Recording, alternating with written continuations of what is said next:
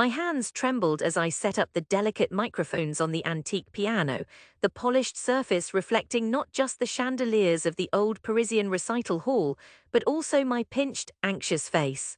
The jury's eyes pressed into me from the crimson rows above, three silent judges, all stone and measured frowns, waiting for my experiment to either stun or embarrass. I caught a glimpse of my mother in the front row, lips pursed, holding herself as if bracing for impact.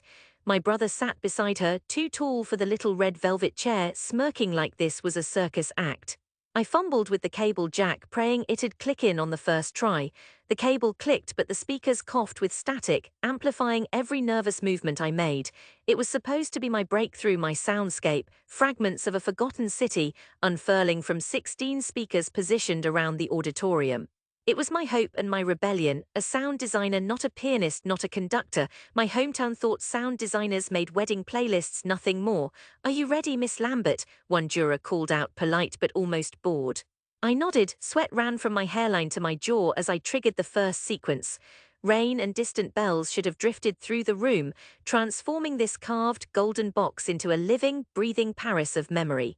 Instead, the mix came out in lurches, bells blaring then vanishing, the rain crackling like a broken tap, my computer stalling as if embarrassed by its own ambition. Each slip echoed around the too-silent auditorium. Someone snorted. "Sorry," I whispered and tried again, but by then my hands weren't mine anymore. I pressed the wrong keys. The soundscape collided with itself, ugly and shrill. Eventually, the lead juror held up her palm. "That will be all. Thank you, Miss Lambert. We appreciate your effort." Chairs creaked as the audience filtered out. My brother's laughter followed me all the way to the lobby. "Maybe you'd have done better mixing background noise for a bakery," he said, only half joking. My mother slipped outside without a word.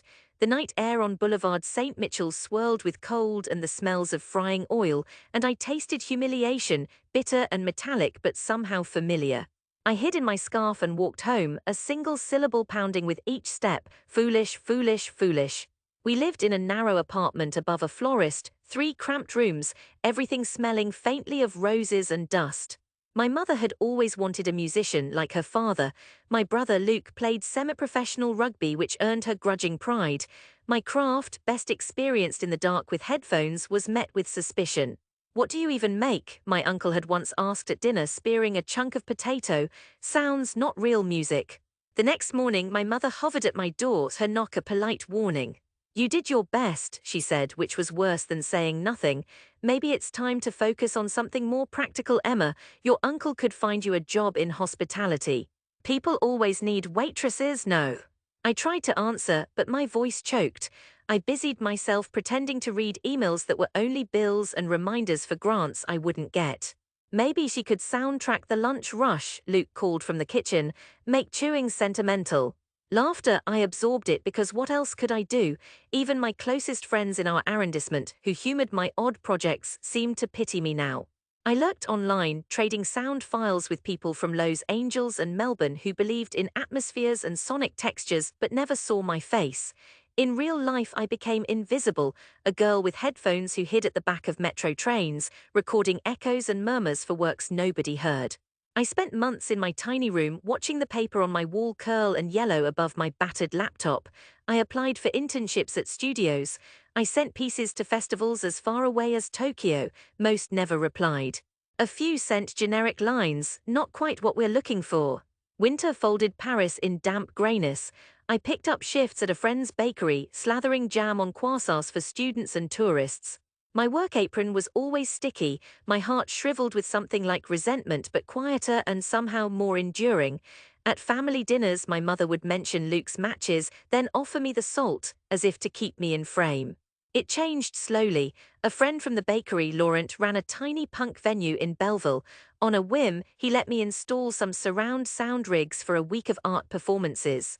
I spent nights soldering cables, threading wireless speakers through rafters sticky with beer, lugging crates of borrowed gear.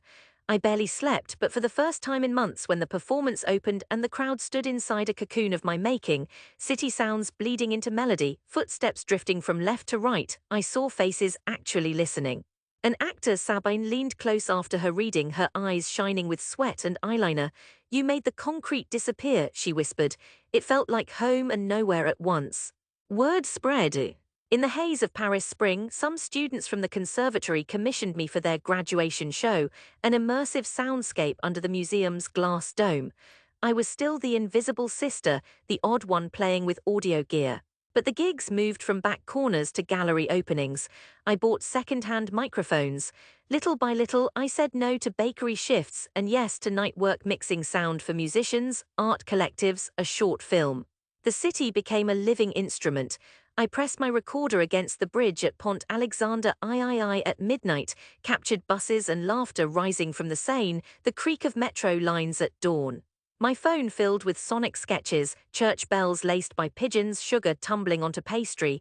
These fragments built new pieces, weaving stories without words. The world didn't notice. My family certainly didn't, but I did. 3 years passed. Paris changed as it always does, cycling from gold to grey and back again. Luke moved south. My mother's hair turned white in stripes.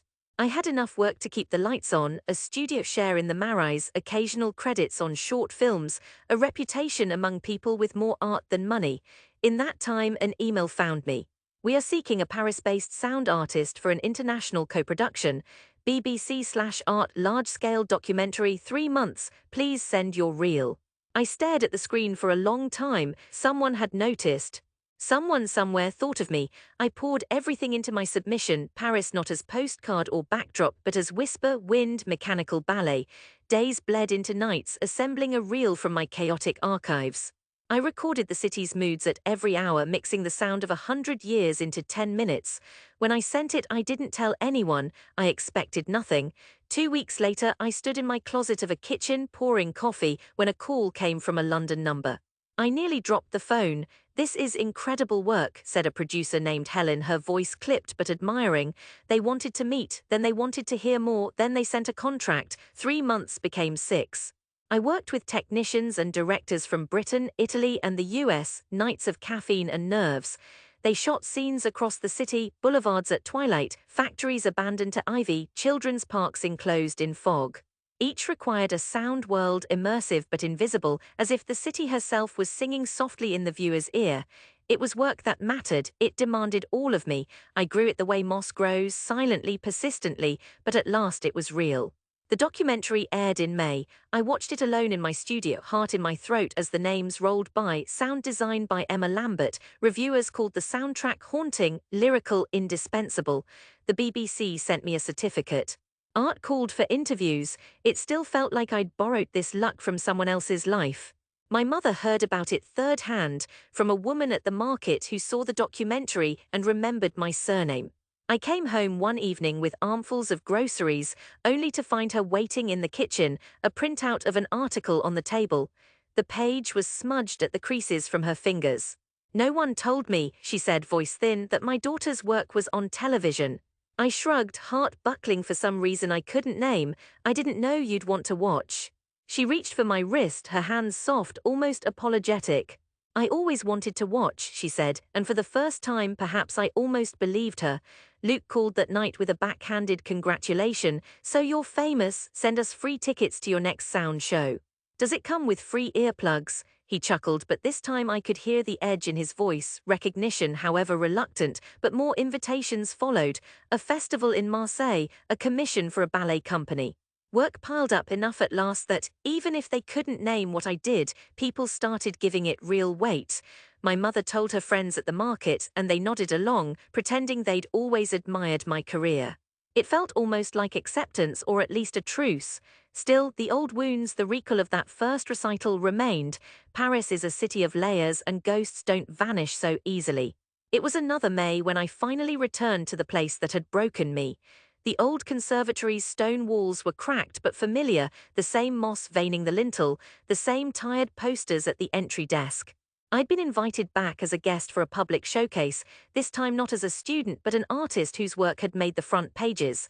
They wanted me to demonstrate immersive spatial sound for the new scholarship jury, to perform a live mix for an audience of students, faculty, and, unbeknownst to me, my own family. I arrived early, heart in my mouth, dragging 2 battered flight cases stacked with speakers and cables. I wore good headphones I'd bought myself. My old teachers greeted me as if recognizing a distant cousin.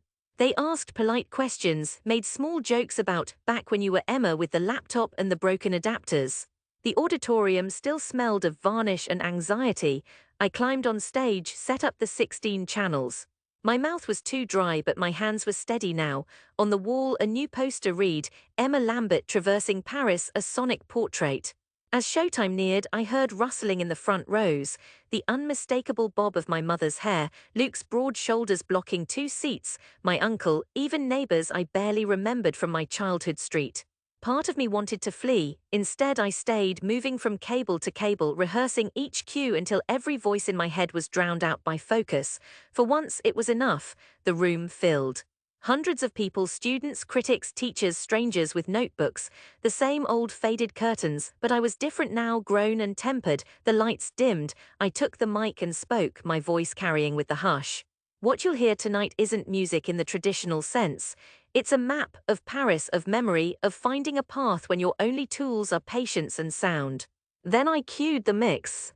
A low hum began, almost too soft to notice, rising from the back of the hall, the metro at 6 a.m., click-clack and sighing, footsteps echoed, walkers in the Luxembourg Gardens, bells traced the ceiling, floating above the audience. Then the market, busy and bright, shouts for cherries and cheese, laughter like glass tapping, wind in the trees, car horns fading in the rain.